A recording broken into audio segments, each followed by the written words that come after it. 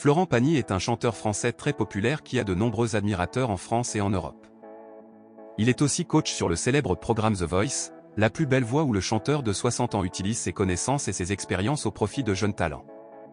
Fort malheureusement, l'artiste a reçu une bien triste nouvelle qui a choqué son univers. En effet, cette terrible nouvelle a basculé sa vie à jamais.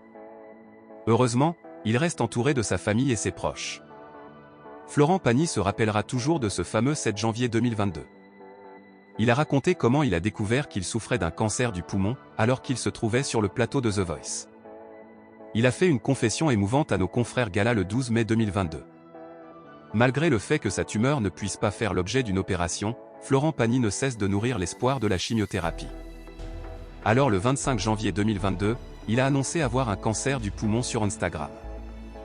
Cependant, le coach de The Voice demeure toutefois confiant et optimiste. Et ce, comme il l'a confié dans les colonnes de nos confrères Gala le 12 mai 2022. Il affirme que sa tumeur est passée de la taille d'un bon kiwi à celle d'une noisette. Cette heureuse nouvelle tranche avec ses souvenirs du fameux 7 janvier 2022, date à laquelle il a appris qu'il avait le cancer du poumon. À cette époque, présent sur le plateau de The Voice, Florent Pagny se remémore la nouvelle. Je toussais tellement que je voulais savoir ce que j'avais avant de redémarrer la fin de ma tournée, prévue le 25 janvier. Je pensais avoir une bronchite qui allait se régler avec une prise d'antibiotiques. Finalement, je découvre ce jour-là que j'ai une tumeur, a-t-il dévoilé. Florent Pagny, j'ai essayé de ne pas me poser trop de questions. Le coach de The Voice se remémore avoir retrouvé dans une sorte de brouillard, un entre-deux-mondes. Un état mental justifié par les attentes pour savoir si sa tumeur pouvait faire l'objet d'une opération. À ce moment-là, j'ai essayé de ne pas me poser trop de questions car les réponses peuvent anéantir. Tu ne peux pas non plus te laisser glisser dans une tristesse ou une angoisse que tu ne pourras pas contrôler, a-t-il confié. Plein de courage, Florent Pagny n'a cependant pas perdu espoir.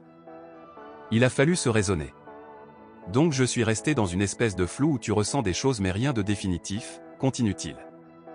Fort heureusement pour le chanteur et coach de The Voice, son état de santé a été stabilisé.